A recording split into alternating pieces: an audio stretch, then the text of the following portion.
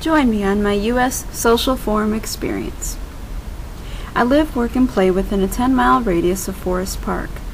I'm concerned about regional issues, but I decided that I needed to leave St. Louis to get a better sense of issues on a national scale.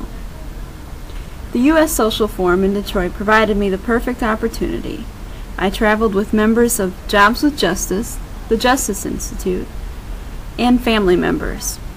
Along with my activist parents, Montega Simmons, president of OBS, a teenager named Dominique, a musician named Blue, and an artist named Dale Chambers. After 8 long hours, we finally arrived at registration, and the experience began. Within 10 minutes of leaving our vans and cars, we were handed signs and herded onto a school bus headed for the opening march, learning chants along the way. People came from across the nation motivated by a range of causes, from workers' rights to health care, a sea of causes and activism.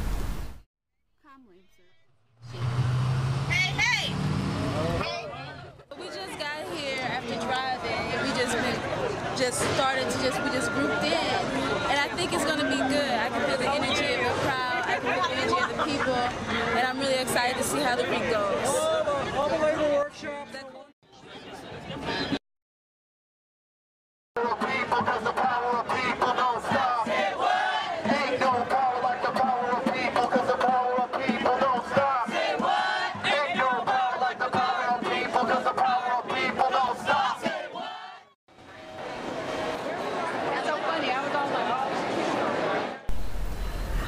Over 10,000 people attended the forum, gathering each day at the forum home base of Cobo Hall to eat, meet others, and plan workshop attendance.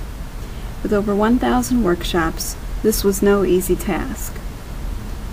In one day, I attended one on social justice healing and healthcare, followed by another one on connections between Katrina and the BP oil spill. Decisions that we make, the ways in which we strategize in our movements, the ways in which we build with one another, okay, and the ways in which we react to one another as we're organizing. All of that is really a result of unaddressed. So that's sort of what I'm looking at, organizations now in the Mobile area who can provide some care, some social service to those families when it started with them losing the job first.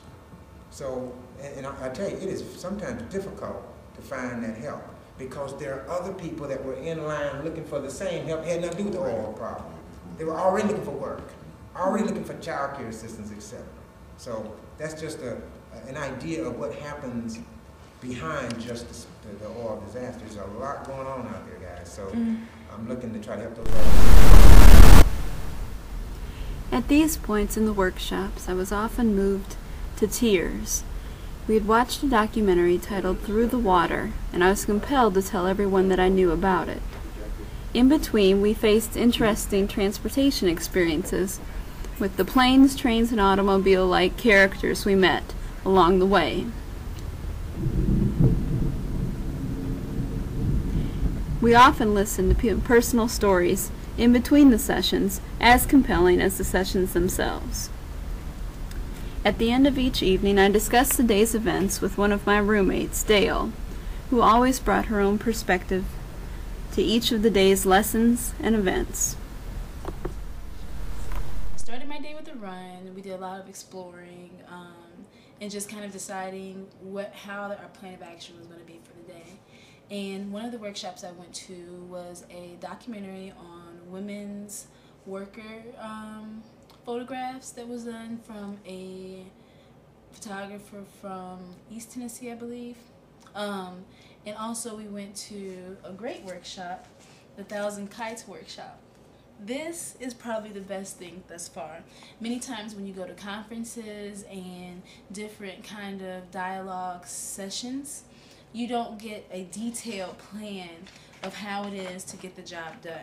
And I think it's most effective to anytime you facilitate something that is so in-depth, to make sure that there's something that people can take away to understand the process and how to navigate that process. All of these activists and artists need their outlets. Mine is poetry. Land of milk and honey, but honey, I've traveled far and wide without seeing signs of this place. See, I hear these tall tales of post-racial promised land, of tension-free territory where no awkwardness or accountability can be found, where the lightest people tread lightly without any baggage. But it's misleading guides that tell these tales, the racially restless who seek refuge from cultural clouds. Tell you of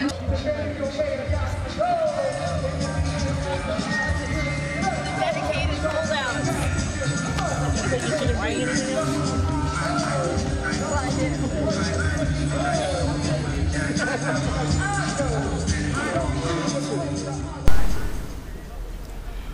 My fellow travelers joined me with this experience, and we also looked forward to the evening events when we would meet and see the music and poetry combination of Detroit native Jessica Care Moore.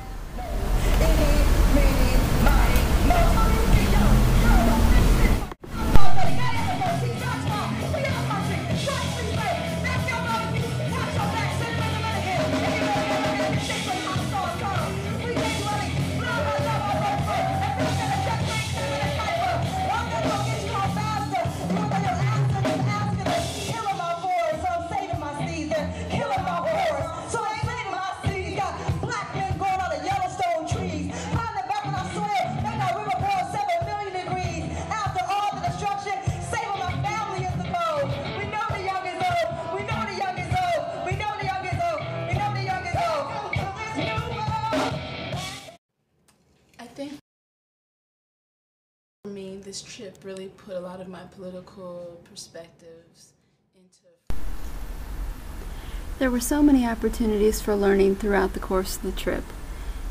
It came and went so quickly, leaving behind snapshots and images of strong activists, engaged citizens, amazing community organizations, and of course, the sights and sounds of Detroit. Thank you for joining me on my trip to the U.S. Social Forum. Fighting on arrival, fighting for survival.